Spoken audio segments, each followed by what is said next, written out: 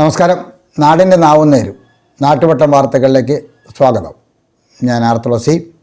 നാളെ ഡിസംബർ 19 ഗോവ വിമോചന ദിവസമാണ്. നാളത്തെ ദിവസത്തിന് മറ്റു ചില പ്രത്യേകതകൾ കൂടിയുണ്ട്. നമുക്ക് ദിനവിശേഷങ്ങൾ നോക്കാം.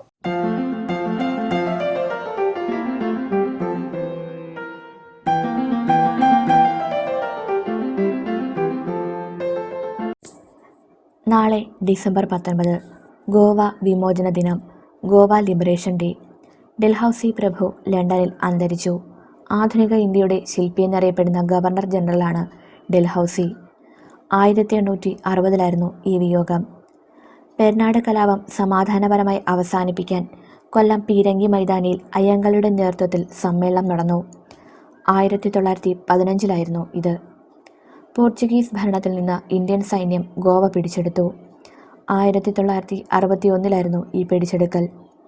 ഇന്ദിരാഗാന്ധിയെ ലോക്സഭയിൽ നിന്ന് പുറത്താക്കി. 1978 ഈ പുറത്താക്കൽ. കാർട്ടൂൺ കഥാപാത്രമായ ടോം ആൻഡ് ജെറിയുടെ സൃഷ്ടാവ് ജോസഫ് ബാർബറ അന്തരിച്ചു. 2006 അദ്ദേഹം നമ്മെ വിട്ടുപിരിഞ്ഞത്. ഗോവ വിമോചന ദിനം എല്ലാ വർഷവും ഗോവയിൽ ആചരിക്കുന്നു. 1961 പോർച്ചുഗീസുകാരിൽ നിന്ന് സംസ്ഥാനത്തെ മോചിപ്പിച്ച ഇന്ത്യൻ സായുധ സേനയുടെ ബഹുമാനാർത്ഥമാണ് ഇത് ആഘോഷിക്കുന്നത്. തെക്കു പടിഞ്ഞാറൻ തീരത്തുള്ള ഇന്ത്യൻ സംസ്ഥാനമായ ഗോവ ഏകദേശം 450 വർഷത്തോളം പോർച്ചുഗീസുകാരുടെ ഭരണത്തിൽ കീഴിലായിരുന്നു. 1947 ഓഗസ്റ്റ് 15 ബ്രിട്ടീഷ് ഭരണത്തിൽ നിന്ന് രാജ്യത്തിൻ്റെ മറ്റു ഭാഗങ്ങൾ സ്വാതന്ത്ര്യം നേടിയെങ്കിലും ഗോവയിലെ ജനങ്ങൾ അപ്പോഴും പോർച്ചുഗീസ് ഭരണത്തിന് കീഴിൽ കഷ്ടപ്പെടുകയായിരുന്നു. സ്വാതന്ത്ര്യത്തിനു ശേഷം ഭരണകൂടത്തിൻ്റെ പോരാട്ടം വിസ്മരിക്കപ്പെട്ട സ്വാതന്ത്ര്യ സമരമാണ്. 1946 ജൂൺ 18 ഡോക്ടർ റാം മനോഹർ ലോഹിയും ഡോക്ടർ ജൂലിയാവോ മെസനയും സംസ്ഥാനത്ത് പൊതുയോഗങ്ങൾക്കുള്ള നിരോധനം ലംഘിക്കാൻ തീരുമാനിച്ചതോടെയാണ് സംസ്ഥാനത്ത് സ്വാതന്ത്ര്യത്തിനായുള്ള പോരാട്ടം ആരംഭിച്ചത്. ആദ്യത്തെ നിസ്സഹരണ പ്രസ്ഥാനം പോർച്ചുഗീസുകാർ റദ്ദാക്കിയപ്പോൾ അത് ഗോവയിലെ ജനങ്ങളെ അവരുടെ സ്വാതന്ത്ര്യത്തിനായി പോരാടാൻ പ്രേരിപ്പിച്ചു. 14 വർഷം മുമ്പ് ഇന്ത്യ സ്വാതന്ത്ര്യം നേടിയെങ്കിലും 1961 വരെ സംസ്ഥാനം പോർച്ചുഗീസുകാരുടെ നിയന്ത്രണത്തിലായിരുന്നു.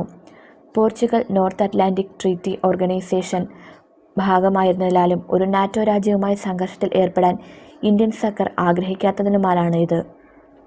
എന്നിരുന്നാലും 1961 നവംബറിൽ പോർച്ചുഗീസുകാർ ഇന്ത്യൻ മത്സ്യത്തൊഴിലാളികൾക്ക് വരെ വെടിയുതിർക്കുകയും ഗ്രാമീണരെ ബന്ദികളാക്കാൻ ശ്രമിക്കുകയും ചെയ്തപ്പോൾ അന്നത്തെ പ്രതിരോധ മന്ത്രി കൃഷ്ണമേനോൻ പ്രധാനമന്ത്രി ജവഹർലാൽ നെഹ്റുവിനോട് ബലപ്രയോഗം നടത്തി സംസ്ഥാനം വീണ്ടെടുക്കാൻ ആവശ്യപ്പെട്ടു. ഓപ്പറേഷൻ വിജയ് എന്ന പദ്ധതിയുടെ ഭാഗമായി 30,000 ഇന്ത്യൻ സൈനികരെ സംസ്ഥാനത്തേക്ക് അയച്ചിരുന്നു. വ്യോമ നാവികസേനകൾ അവർക്ക് പൂർണ്ണ പിന്തുണ നൽകി. സായുധ സേനയെ അയച്ചു കഴിഞ്ഞാൽ 48 മണിക്കൂറിനുള്ളിൽ സംസ്ഥാനത്തെ പോർച്ചുഗീസ് ഭരണത്തിൽ നിന്ന് മോചിപ്പിക്കുകയും ചെയ്തു.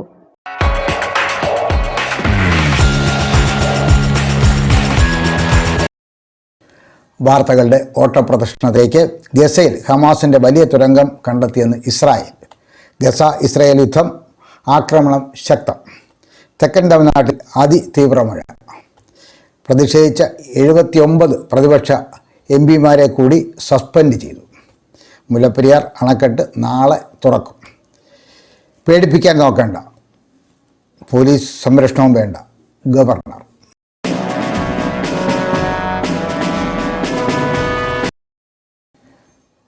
അയൽപ്പക്ക വാർത്തകളിലേക്ക്. നാളത്തെ ദിവസം കുണ്ട്രയെ സംബന്ധിച്ച ചരിത്ര നിമിഷമാണ്. വിളംബരത്തിൻ്റെ നാട്ടിൽ കേരളത്തിൻ്റെ മന്ത്രിസഭ ഒന്നിച്ചെത്തുകയാണ്. നവകേരള സദസ് ഒരുക്കങ്ങൾ അവസാന ഘട്ടത്തിൽ. നാളെ 2 മണി മുതൽ കലാപരിപാടികൾ. നവകേരള സദസ് നാളെ 2 മണി മുതൽ. ഗതാഗത നിയന്ത്രണം.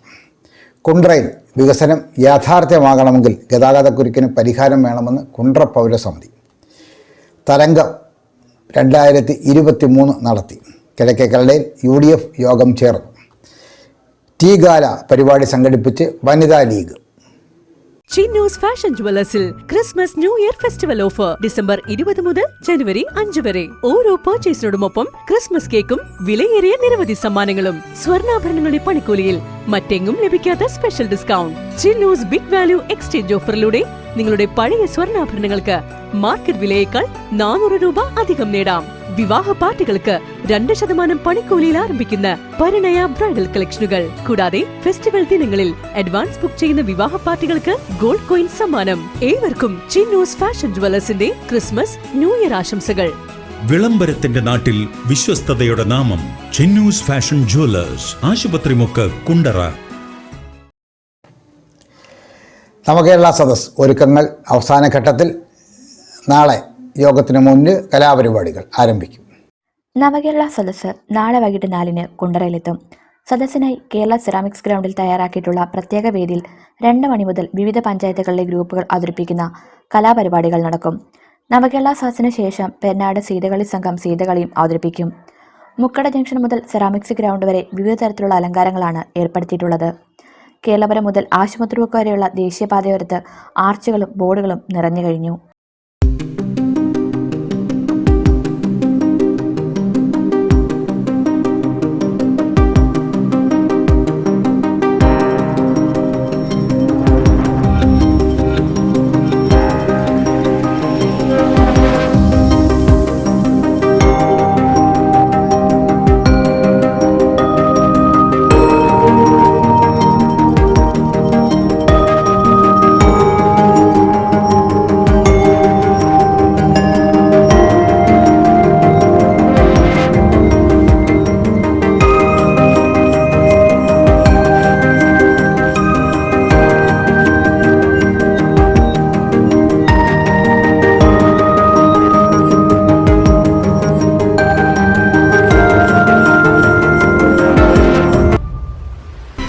റെസ്റ്റോറന്റ്, കൊട്ടിയിൽ ജംഗ്ഷൻ, മാമൂട്, കേരളപുരം. ഞങ്ങളുടെ സഹോദര സ്ഥാപനം കൊച്ചിയിൽ ഈവന്റ് മാനേജ്മെന്റ്. ഹോം ഡെലിവറിക്കായി വിളിക്കൂ 9809512541 9446107567 9567288311 8943326520. നവകേരള സദസ് നാളെ ഉച്ചയ്ക്ക് 2 മണി മുതൽ ഗതാഗത നിയന്ത്രണം. നവകേരള സദസ്സ് കുണ്ടറയിലെത്തുന്ന നാളെ 2 മണി മുതൽ കുണ്ടറയിൽ ഗതാഗത നിയന്ത്രണം ഏർപ്പെടുത്തി.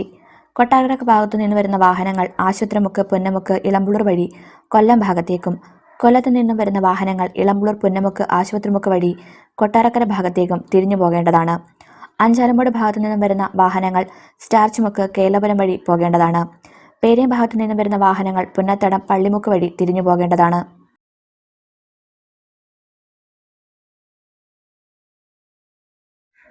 നവകേരള സദസ്സിന്റെ പ്രചരണാർത്ഥം പ്രധാന വേദിയായ കുണ്ടറ സെറാമിക്സ് ഗ്രൗണ്ടിൽ പെരുന്നാട്, ഇളമ്പുള്ളൂർ പഞ്ചായത്തുകളുടെ നേതൃത്വത്തിൽ കാർഷിക വിപണന മേള നടന്നു.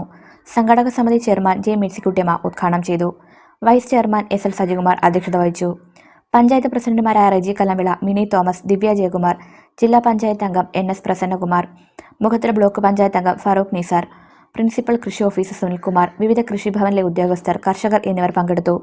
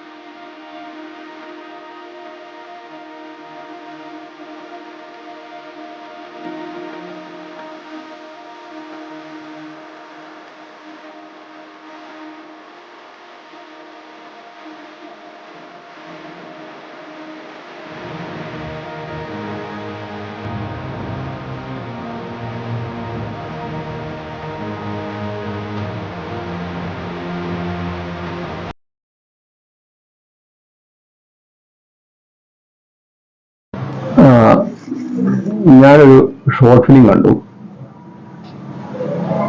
അത് ചെയ്തത് ഞങ്ങളുടെ ചക്കയാണ്. അവള് സീവേങ്കൽ സംഘത്തിന്റെ, അതായത് ഞങ്ങളുടെ കുടുംബത്തിന്റെ അംഗമാണ്. അത് കണ്ടപ്പോൾ എനിക്ക് തോന്നിയത് നമ്മളൊക്കെ ഈ പല ക്ലാസ്സുകൾ കൊടുക്കുമ്പോൾ ഒരു വ്യക്തി എങ്ങനെ ആയിത്തീരണം അതിന് കൂടുതൽ ഊന്നൽ കൊടുത്തുകൊണ്ടാണ് ക്ലാസ്സുകൾ എടുക്കുന്നത്. പൊതുവെ കളരിപ്പയറ്റ് ഞാൻ കളരിപ്പയറ്റ് അഭ്യസിപ്പിക്കുന്ന ഒരാളാണ്. അപ്പോൾ അതിനെ സംബന്ധിച്ച് പൊതുവെ തോന്നുന്നതെന്ന് വെച്ചാൽ ഫിസിക്കലായിട്ടുള്ള കുറെ കാര്യങ്ങൾ, അല്ലെങ്കിൽ ഒരു അയോധന സമ്പ്രദായം പ്രാക്ടീസ് ചെയ്യുന്ന ഒരാൾ, അതെല്ലാം എന്താണ് ഒരു യുദ്ധ സമ്പ്രദായമായിട്ട് ബന്ധപ്പെട്ട് നിൽക്കുന്നു തോന്നും. പക്ഷേ പൊതുവെ ഇതെല്ലാം ഇങ്ങനെയുള്ള കലകളെല്ലാം തന്നെ ഒരു സാമൂഹിക പ്രതിബദ്ധതയുടെ കലകളാണ്. ഒരു കുട്ടിയെ, ഒരു സമൂഹത്തെ വാർത്തെടുക്കാൻ ഇങ്ങനെയുള്ള പരിശീലന ക്രമത്തിൽ കൂടെ പോയിരിക്കുന്ന കുട്ടികൾക്ക് സാധിക്കും. അത് കുറച്ചും കൂടെ അർത്ഥവത്തായിട്ട് തെളിയിച്ചിരിക്കുകയാണ് ചക്കി. അതെനിക്ക് വളരെ സന്തോഷമുണ്ട്. കാരണം അവളെടുത്തിരിക്കുന്ന ആ ഒരു ഷോർട്ട് ഫിലിം എടുത്ത റിസ്ക് തന്നെ വളരെ ഗൗരവമുള്ളതാണ്.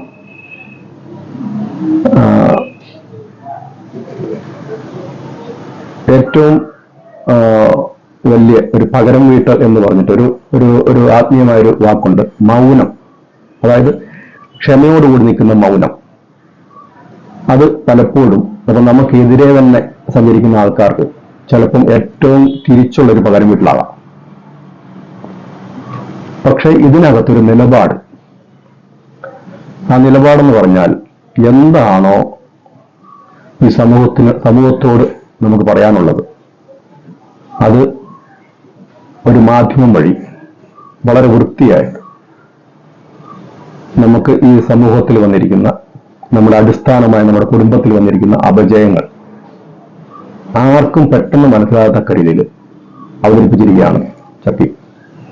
അതിൻ്റെ ഒരു പ്രത്യേകത എന്ന് വെച്ച് കഴിഞ്ഞാൽ, നമ്മളൊരു അങ്ങനെ ഒരു സിനിമ അല്ലെങ്കിൽ ഷോർട്ട് ഫിലിം ആ മേഖലയിലൊക്കെ തന്നെ നമ്മൾ കിടക്കുമ്പോൾ എനിക്ക് അനുഭവമുള്ളതാണ്. നമ്മൾ പറയും ഞാനിത് ചെയ്യാൻ പോകുന്നത് 0 ബഡ്ജറ്റിലാണ്. ചെയ്തു വരുമ്പോൾ ഈ പറയുന്ന ബഡ്ജറ്റ് എല്ലാം മാറിപ്പോകും. പക്ഷെ മാറാത്തവരുണ്ടാവും. അതെന്താന്ന് വെച്ച് കഴിഞ്ഞാൽ അത് ബന്ധങ്ങളിൽ നിന്നുണ്ടാകുന്നു. അങ്ങനെയുള്ള കലകൾ, ഈ ബന്ധങ്ങളിൽ നിന്ന് കലകൾ ഉണ്ടാവുന്ന മാത്രമേ അങ്ങനെയുള്ള സംസ്കാരം നമുക്ക് നല്ല രീതിയിൽ ആ സമൂഹത്തിലേക്ക് സന്നിവേശിപ്പിക്കാൻ പറ്റത്തുള്ളൂ. അപ്പൊ ആ അർത്ഥത്തിലും ഒരു നിശബ്ദ ഷോർട്ട് ഫിലിം നിശബ്ദമായിട്ട് ഒരു കാര്യങ്ങൾ അതായത് ഇപ്പോഴത്തെ കാലഘട്ടത്തിൽ ഏറ്റവും കൂടുതൽ ശ്രദ്ധ ചെലുത്തേണ്ട ഒരു വിഭവമാണ് കുട്ടികൾ. ഏത് സമയത്തും വഴിതെറ്റാനുള്ള ഒത്തിരി കാര്യങ്ങൾ നമ്മുടെ സമൂഹത്തിൽ ഇഷ്ടം പോലെയുണ്ട്. എല്ലാം ആർട്ടിഫിഷ്യൽ എന്നുള്ള ലൈനിലേക്ക് വന്നുകൊണ്ടിരിക്കുകയാണ്. ആർട്ടിഫിഷ്യൽ ഇന്റലിജൻസ്, ക്യാമറ തൊട്ട് എല്ലാം, ഇമോഷൻസ് ആർട്ടിഫിഷ്യൽ, എല്ലാം ആർട്ടിഫിഷ്യലായിട്ട് സാധനങ്ങൾ ഇവിടെ ഉണ്ടായിക്കൊണ്ടിരിക്കുകയാണ്. നമുക്ക് പ്രകൃതിയെ മനസ്സിലാക്കാൻ പ്രകൃതിയെ ഇറങ്ങി നടക്കേണ്ട ആവശ്യമില്ല. നമ്മൾ പ്രകൃതിയെ മനസ്സിലാക്കാൻ ഫോൺ എടുത്തു വെച്ച് കണ്ടാൽ മാത്രം മതി. നമുക്ക് ഒന്ന് ഭാവനകൾ ഉണ്ടാക്കിയെടുക്കാൻ നമുക്ക് സമയമില്ലാത്ത അവസ്ഥ.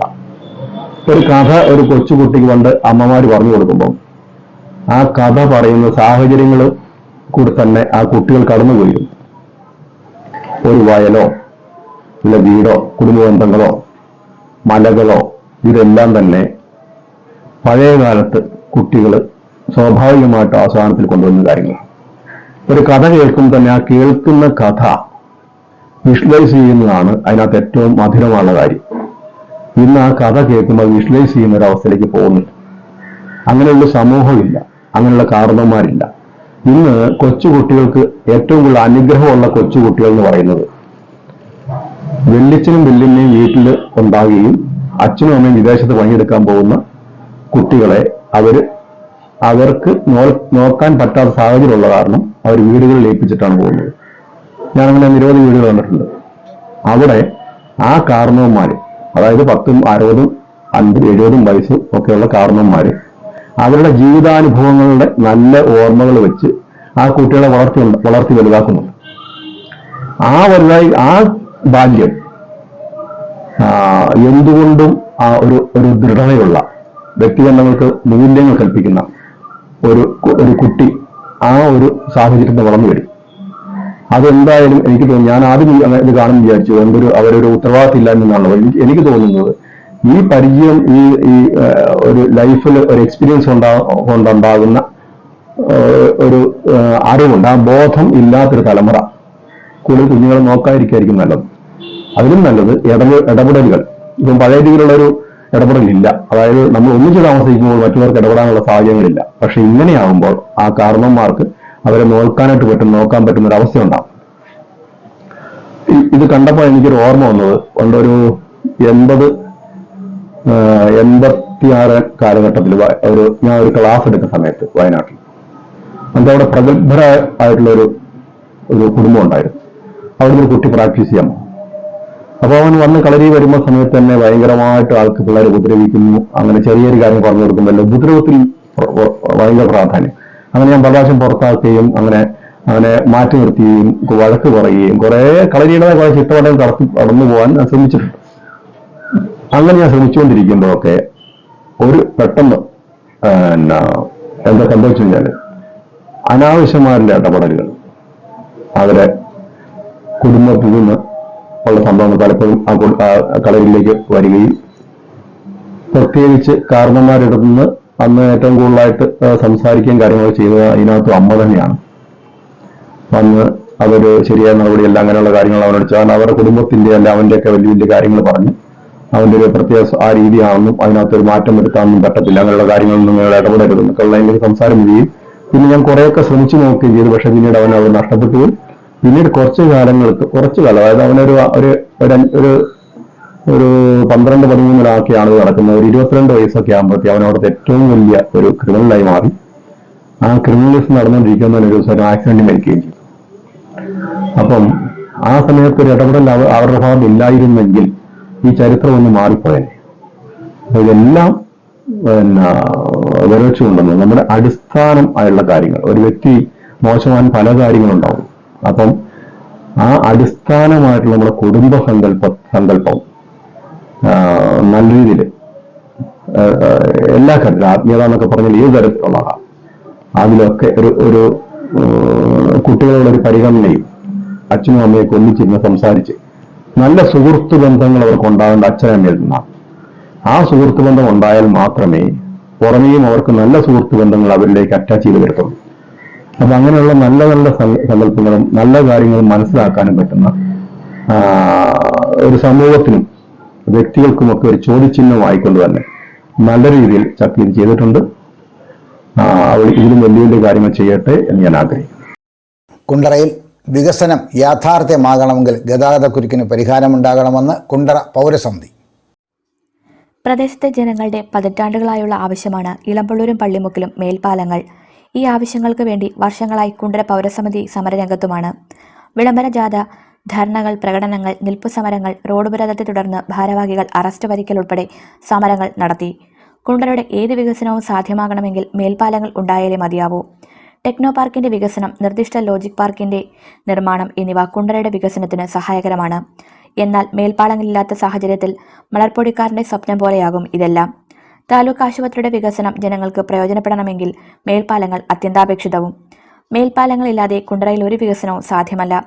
മനുഷ്യാവകാശ ലംഘനവും ജീവനും സ്വത്തിനും ഭീഷണിയുമാണ്.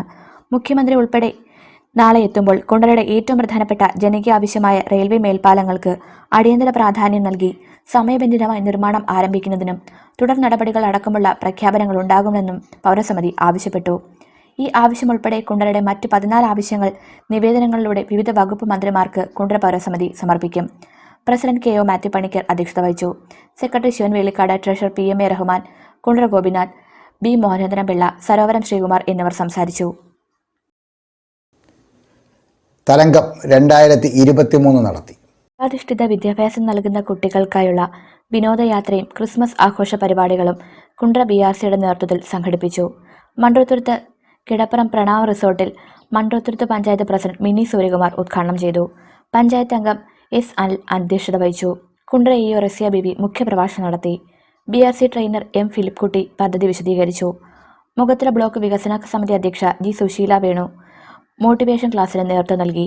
BPO ശ്രീകുമാർ, P അർച്ചന, S വേലായുധൻ എന്നിവർ സംസാരിച്ചു. കുട്ടികൾ വിവിധ കലാപരിപാടികൾ അവതരിപ്പിച്ചു. S അഡിൽഷ, യമുന G നായർ, ജയശ്രീ, ആശാരാജൻ, രേണുക, അനുരാജ്, പ്രിയ എന്നിവർ നേതൃത്വം നൽകി. പരിപാടിയുടെ ഭാഗമായി മെഡിക്കൽ ക്യാമ്പും സംഘടിപ്പിച്ചു.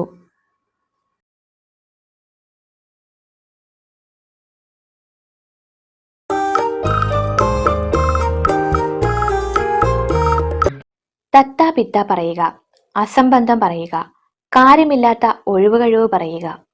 ഈ പ്രതിസന്ധികളിൽ പലരും സഭയിൽ ആദ്യ അവസാനം മൗനം ഭാവിച്ചിരിക്കുന്നതിനെ പറ്റി അവരുടെ നിയോജകമണ്ഡലത്തിലുള്ള പലരും പരാതി പറയുന്നത് കേട്ടിട്ടുണ്ട്.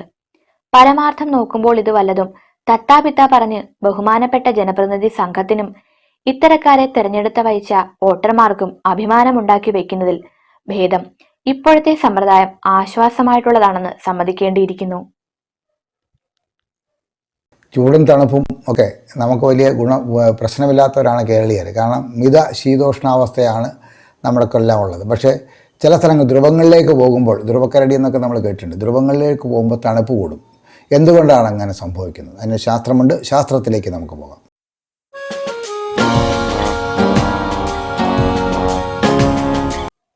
ഭൂമിയുടെ ചില ഭാഗങ്ങളിൽ കൂടുതൽ തണുപ്പ് അനുഭവപ്പെടും. ചിലയിടങ്ങളിൽ കൊടിയ തണുപ്പില്ല. അതായത് ദക്ഷിണ ധ്രുവം ഉത്തര ധ്രുവത്തേക്കാൾ തണുത്തതായത് എന്തുകൊണ്ടായിരിക്കാം? ധ്രുവങ്ങളിൽ സൂര്യതാപം ചെന്നെത്തുന്നത് കുറവായതുകൊണ്ടാണ് അവ തണുത്ത് മഞ്ഞു മൂടിക്കിടക്കുന്നത്. സാധാരണയായി ഭൂമിയുടെ ഉപരിതലത്തിനടുത്തുള്ള ധൂളി കലർന്ന വായുപടലമാണ് സൂര്യതാപത്തെ തടഞ്ഞു നിർത്തി അന്തരീക്ഷം ചൂടാക്കുന്നത്. എന്നാൽ ധ്രുവങ്ങളിൽ താരതമ്യേന അന്തരീക്ഷം ശുദ്ധമായതുകൊണ്ട് ചെന്നെത്തുന്ന താപം തന്നെ മുഴുവൻ തടഞ്ഞ് നിർത്തപ്പെടുന്നില്ല. ദക്ഷിണ ധ്രുവം കൂടുതൽ തണുത്തിരിക്കുന്നതിന് പല കാരണങ്ങളുണ്ട്. സമുദ്രനിരപ്പിൽ നിന്നുള്ള ഉയരമാണ് അവയിലൊന്ന്. ഉത്തരധ്രുവമാകട്ടെ അന്റാർട്ടിക് ഭൂഖണ്ഡങ്ങളെ ചുറ്റപ്പെട്ട ഒരു സമുദ്രഭാഗമാണ്. അതായത് സമുദ്രനിരപ്പിൽ തന്നെയാണെന്നർത്ഥം. സമുദ്രങ്ങളാൽ ചുറ്റപ്പെട്ട ഭൂഖണ്ഡമായ ദക്ഷിണ ധ്രുവമാകട്ടെ അന്റാർട്ടിക് സമുദ്രനിരപ്പിൽ നിന്നും 2000 കിലോമീറ്റർ ഉയരത്തിലാണ്. ഇതുകൊണ്ട് മാത്രം അന്റാർട്ടിക്ക 12 ഡിഗ്രി സെൽഷ്യസിൽ കൂടുതൽ തണുത്തതാകുന്നു. ചുറ്റുമുള്ള സമുദ്രം തണുത്ത് ഐസാകുന്നതുകൊണ്ട് അന്റാർട്ടിക്കയിലേക്ക് പുറം കടലിൽ നിന്നെത്തുന്ന ചൂടിന്റെ അളവ് കുറയുന്നു. ആർട്ടിക്കിൽ രൂപം കൊള്ളുന്ന ഐസ് സമുദ്രത്തിൽ ഒഴുകി നടക്കുന്നതിനാൽ കാര്യമായി തണുപ്പ് വർദ്ധിക്കുന്നില്ല. ഇത് ആർട്ടിക്കിനേക്കാൾ 5 മുതൽ 10 ഡിഗ്രി സെൽഷ്യസ് വരെ അന്റാർട്ടിക്കയുടെ താപം കുറയ്ക്കുന്നു. കിഴക്കേക്കരയിൽ UDF യോഗം ചേർന്നു. പിണറായി സർക്കാരിന്റെ അഴിമതിക്കും കെടുകാര്യസ്ഥതയ്ക്കും ദുർഭരണത്തിനുമെതിരെ ഡിസംബർ 30 ശാസ്താംകോട്ടയിൽ നടക്കുന്ന കുന്നത്തൂർ നിയോജകമണ്ഡലം കുറ്റവിചാരണ സദസ്സിൽ കിഴക്കേക്കരയിൽ നിന്ന് 500 പേരെ പങ്കെടുപ്പിക്കുവാൻ UDF കിഴക്കേക്കര പഞ്ചായത്ത് തല യോഗം തീരുമാനിച്ചു. യോഗം Congress block president J Shajahan ഉദ്ഘാടനം ചെയ്തു. എഡ്വേർഡ് പരിച്ചേരി അധ്യക്ഷത വഹിച്ചു. കേരള കോൺഗ്രസ് സംസ്ഥാന secretary Kallada Francis, Congress Chuttumala മണ്ഡലം president Raju Lawrence, panchayat president Umadeviyamma, വികസന സമിതി സ്ഥിരം അധ്യക്ഷ റാണി സുരേഷ്, ഷാജി വെള്ളാപ്പള്ളി, സജീവ് മള്ളാക്കോണം, ഷാജി മുട്ടം, സിന്ധു പ്രസാദ്, ജോൺസൺ എന്നിവർ സംസാരിച്ചു. ആരോഗ്യമുള്ള മനസ്സിനും ആരോഗ്യമുള്ള ശരീരത്തിനും വേണ്ടത് വ്യായാമമാണെന്ന് ലോകമാകെ അംഗീകരിച്ച സത്യമാണ്. മരുന്നുകൾ ആരോഗ്യം തരില്ല. ആരോഗ്യം ക്ഷയിക്കുമ്പോഴാണ് നമ്മൾ മരുന്നുകൾ തേടി പോകുന്നത്. ആരോഗ്യം കാത്തുസൂക്ഷിക്കാനും രോഗപ്രതിരോധ ശേഷി നിലനിർത്താനും ആത്മവിശ്വാസം വർദ്ധിപ്പിക്കാനും കളരിയും യോഗയും അഭ്യസിക്കൂ. കേരളത്തിന്റെ തനത് അയോധന കലയായ കളരിപ്പയറ്റ് അഭ്യസിക്കാനും യോഗ പരിശീലിക്കാനും പാരമ്പര്യത്തിന്റെ തഴക്കമുള്ള യോഗാചാര്യ മലബാർ P. വാസുദേവൻ ഗുരുക്കൾസ് CVN കളരി യോഗ മർമ്മ ചികിത്സാശ്രമത്തിൽ പ്രവേശനം നേടൂ. കളരിയെക്കുറിച്ച് അറിയാനും അഡ്മിഷൻ നേടാനും യോഗാചാര്യ മലബാർ P. വാസുദേവൻ ഗുരുക്കൾസ് CVN കളരി യോഗ മർമ്മ ചികിത്സാശ്രമം, അയത്തിൽ പുളിയത്തുമുക്ക്, കൊല്ലം. ഫോൺ യോഗാചാര്യ ശിവകുമാർ ഗുരുക്കൾ 93 87 32 32 42. കുണ്ടറയിലെ പരിശീലന കേന്ദ്രം കേരളപുരം ESIക്ക് സമീപം റെയിൽവേ സമാന്തര റോഡിൽ പ്രവർത്തിക്കുന്നു. ഫോൺ 94 47 11 99 80.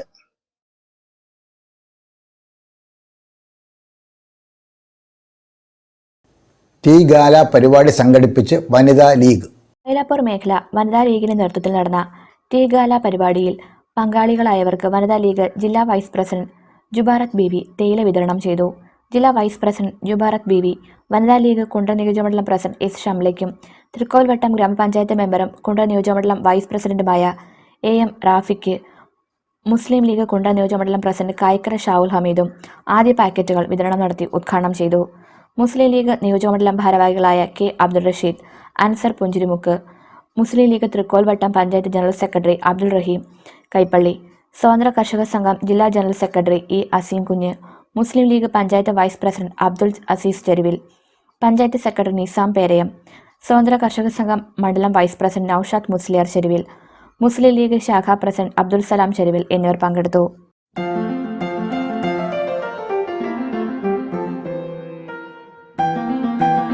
ത്തിൽ ദോഷം മനദോഷം. മനസ്സിന്റെ കേടാണ് ഏറ്റവും വലിയ കേട്. നമ്മൾ മിക്കവരും ഇപ്പം കുറേ കാലത്തിന് ഒരു 10-20 വർഷത്തിനിപ്പുറം നമ്മുടെ യുവാക്കളുടെ എല്ലാം ആത്മവിശ്വാസം ചോരുന്നൊരവസ്ഥയാണ്. ചെറുപ്പക്കാർ മുഴുവൻ ഞാൻ ഡിപ്രഷനിലാണ് എന്ന് പറയുന്ന ഒരു ഫാഷൻ പോലെ പറയുന്നുണ്ട്. ആത്മവിശ്വാസം കുറയുന്നു എന്നാണ് അതിൻ്റെ അർത്ഥം. ജീവിത യാഥാർത്ഥ്യങ്ങളെ നേരിടാനും ജീവിതത്തോട് പൊരുതി നിൽക്കാനും ഉള്ള ശേഷി അവർക്ക് നഷ്ടപ്പെടുന്നു. അത് തീർച്ചയായിട്ടും അതിൻ്റെ പ്രധാന പ്രതി നമ്മുടെ വിദ്യാഭ്യാസ സമ്പ്രദായമാണ്. നമ്മുടെ സ്കൂളുകളിൽ നിന്ന് എൻ്റെയൊക്കെ തലമുറ ആർജിച്ചിരുന്ന ജീവിതത്തെ നേരിടാനുള്ള ഒരു കരുത്തും ധൈര്യവും ഇന്നത്തെ കുട്ടികളില്ല. നിസ്സാരം മാർക്കിൻ്റെ അടിസ്ഥാനത്തിൽ മാത്രം നമ്മൾ വിദ്യാഭ്യാസത്തെ ചുരുക്കിയപ്പോൾ, മാർക്കാണ് എല്ലാം എന്ന് പറഞ്ഞപ്പോൾ, നമ്മൾ ഒരു മൂല്യവുമില്ലാതെ മാർക്ക് വാരിക്കോരി ഇട്ട് കൊടുത്തപ്പോൾ അത് കിട്ടുന്ന കുട്ടികളുടെ ബോധമില്ലായ്മയും ജീവിതത്തോടുള്ള മനോഭാവത്തിൻ്റെ കരുത്തില്ലായ്മയും അവരെ വളരെ ബുദ്ധിമുട്ടിക്കുകയാണ്. സോഷ്യൽ മീഡിയയിൽ നിന്ന് നമ്മൾ ഇന്ന് എടുക്കുന്ന ഒരു കുറിപ്പ്, നമ്മുടെ ജീവിതത്തിൽ നമുക്ക് ഓരോരുത്തർക്കും ഓരോ ജീവിതത്തിനും ഓരോ ദൗത്യമുണ്ട് എന്ന് പറയുമ്പോൾ ഒരു ആത്മീയമായ ഒരർത്ഥത്തിലല്ല ഞാൻ പറയുന്നത്. ഇവിടെ ജനിച്ചു വീഴുന്ന ഒരാൾ അയാളൊരു അടയാളമായി പോകണം. എല്ലാവർക്കും മഹാത്മാഗാന്ധി ആവാനോ മാർക്സ് ആവാനോ ഭഗത് സിംഗ് ആകാനോ സുകുമാർ അഴീക്കോട് ആവാനോ വൈക്കം മുഹമ്മദ് ബഷീർ ആകാനോ ഒന്നും പറ്റത്തില്ല. പക്ഷേ സ്വന്തം നാട്ടിൽ തിരിച്ചറിയുന്നവരാകാൻ പറ്റും. ഇപ്പോൾ ഇന്നലെ തന്നെ നമ്മുടെ ഗ്രന്ഥകാരികളിൽ അവിടുത്തെ വനിതാ വിങ്ങിൽ തങ്കമണി ചേച്ചിയുടെ അനുസ്മരണം നടത്തി. തീർച്ചയായിട്ടും ആ വാർഡിൽ ഈ കഴിഞ്ഞ 4-5 വർഷമായിട്ട് നിരവധി വനിതകൾ മരിച്ചിട്ടുണ്ടാകും, നമ്മളെ വിട്ടുപോയിട്ടുണ്ടാകും. പക്ഷേ തങ്കമണി ചേച്ചിയെ മാത്രം അവിടെ കൂടിയിരുന്നവർ അനുസ്മരിച്ചു എന്ന് പറയുന്നത് ആ മഹതി അവിടെ ആ ഭാഗത്ത് അടയാളപ്പെടുത്തിയ ഒരു നന്മയുടെ അടയാളം കൊണ്ടാണ്. നമ്മളെല്ലാം ഓരോ അടയാളങ്ങളാകുമ്പോൾ നമുക്ക് നമ്മുടെ ജീവിതത്തിന് ലക്ഷ്യമുണ്ടാകുമ്പോൾ നമുക്ക് പൊരുതി നിൽക്കാനുള്ള കരുത്തുണ്ടാവും. നിങ്ങളുടെ ജീവിതത്തിന് ലക്ഷ്യമുണ്ടാകണം, പൊരുതാനുള്ള കരുത്തുണ്ടാകണം. സോഷ്യൽ മീഡിയയിൽ നിൽക്കുന്ന കുറിപ്പ് നമുക്കൊന്ന് വായിക്കാം.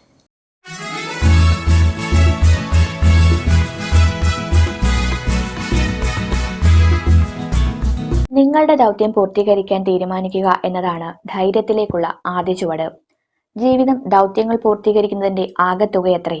അതിനായിട്ട് തീരുമാനങ്ങൾ എടുക്കുക എന്നതായിരിക്കണം ആദ്യം ചെയ്യേണ്ടത്. നല്ല അടിത്തറ കെട്ടിയാലേ ഒരു ബലമുള്ള കെട്ടിടം പണിതെടുക്കാനാവൂ. തീരുമാനത്തിൽ തുടങ്ങി കർമ്മപഥത്തിൽ എത്തിക്കുവാൻ പ്രത്യേക ധൈര്യം ഏവർക്കും വേണം. ധൈര്യമാണ് ഇന്ധനം. ഒരു കെട്ടിടത്തിനാവശ്യമായ സിമന്റ്, മണ്ണ്, ഇഷ്ടിക മുതലായവ പോലെ ധൈര്യം അത്യന്താപേക്ഷിതമത്രേ. ധൈര്യം ഏറുന്നതോടെ കർമ്മത്വരത വർദ്ധിക്കുകയും ലക്ഷ്യപ്രാപ്തിയിലെത്താനും കഴിയുന്നു. ചിട്ടയായുള്ള ഏത് പ്രവൃത്തികളും നിഷ്ഠയോടുള്ള ഏത് ചിന്തകളും നല്ല ഫലം നൽകുന്നു. ഫലം നല്ലതെങ്കിൽ സംതൃപ്തി വന്നു ചേരും. സംതൃപ്തി ഉള്ളിടത്ത് സമാധാനം അനുഭവിക്കാനാകും. സമാധാനം ശാന്തിയിലേക്കുള്ള വഴി വെട്ടിത്തെളിക്കും. ശാന്തിയും സമാധാനവും ഉള്ളിടത്ത് ഈശ്വര ചൈതന്യം ഒഴുകിത്തഴുകി നടക്കും. ഈശ്വര ചൈതന്യത്തിലപ്പുറം മറ്റൊന്നും മനുഷ്യന് ആവശ്യമില്ല. മനുഷ്യന്റെ പ്രവൃത്തികൾ നന്നെങ്കിൽ ജീവിതവും നല്ലതായിരിക്കും.